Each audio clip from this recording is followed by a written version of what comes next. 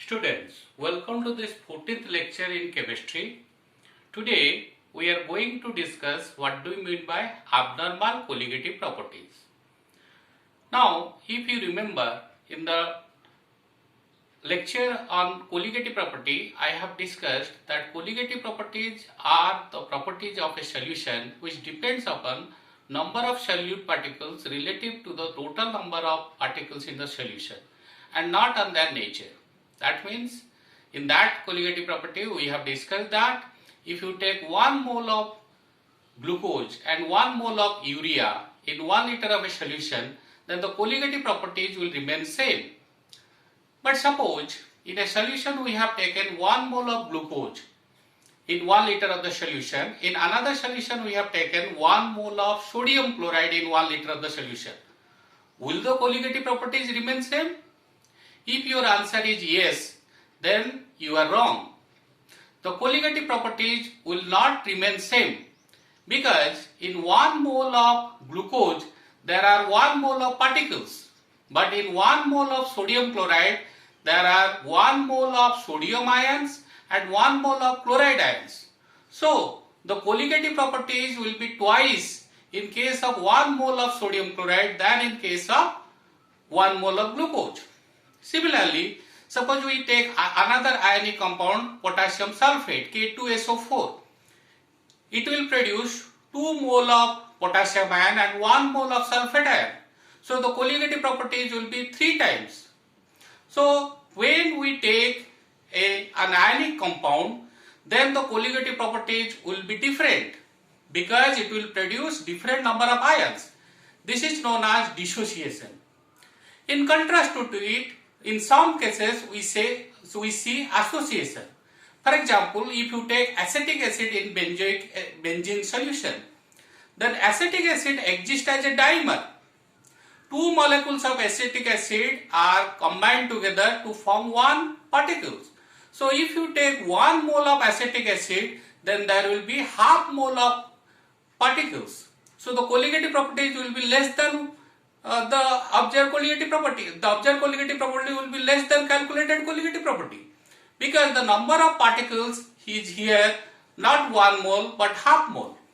Similarly, in some case trimer, tetramer are formed.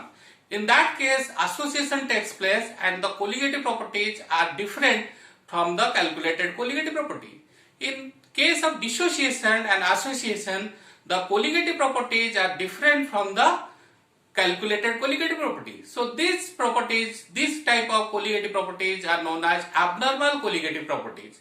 Remember where abnormal colligative properties are observed? In case of ionic compounds or electrolytes, and in some cases where association takes place. So here let us see what you mean by abnormal colligative properties. In the abnormal colligative property, we introduce a factor that is known as Van 't Hoff factor. So what is Van 't Hoff factor? Van 't Hoff factor is equal to observed colligative property divided by calculated colligative property. Now this observed colligative property is inversely proportional to its molar mass of the solute, and calculated colligative property is also inversely proportional to the molar mass of the solute. That is why Van 't Hoff factor is equal to normal molar mass divided by abnormal molar mass. That is M calculated divided by M observed. So when we introduce this Van 't Hoff factor, then the colligative properties, equation for colligative properties are changed in the following way. So look at this equation carefully. So the relative lowering of vapor pressure of solvent is changed as follows. Here we have introduced a Van 't Hoff factor I. So P1 naught minus P1 divided by P1 naught, that is the relative lowering of vapor pressure, is actually equal to I into X2. So we have here assumed that the solution is very dilute. So X2 is taken as N2 by N1. We have neglected the N2 in the denominator. So the relative lowering of vapor pressure P1 naught minus P1 divided by P1 is equal to Ix2, that is In2 by N1. Similarly, the elevation of boiling point delta Tb is equal to I into Kb into m. So we have introduced a factor I, that is the Van 't Hoff factor. Similarly, the depression of freezing point is delta Tf is equal to I into Kf into m. And osmotic pressure of the solution pi is equal to I CRT. So when we have taken an electrolyte or an ionic compound which undergoes dissociation and a compound which undergoes association, then these modified colligative property equations should be applied. If you fail to apply this modified equation, then you will get the wrong result. So here we have changed the 4 equation. Now in case of dissociation, this I factor is greater than 1, and in case of association, this I factor is less than 1. So I factor means Van 't Hoff factor, that is greater than 1 in case of dissociation, and I is less than 1 in case of association. So let us consider the dissociation case. For example, we have taken sodium chloride solution. Here 1 mole of sodium chloride will give 1 mole of sodium ion and 1 mole of chloride ion if the degree of dissociation is 100%. If the degree of dissociation is less than 100%, then the number of ions produced will be less. So here we will have an equation between the Van 't Hoff factor and degree of dissociation. If degree of dissociation is alpha, then we get the equation alpha is equal to I minus 1 divided by n minus 1. So again I am repeating, if the degree of dissociation is alpha, then alpha is equal to I minus 1 divided by n minus 1, where alpha is the degree of dissociation, I is the Van 't Hoff factor, and n is the number of particles or ion produced by dissociation.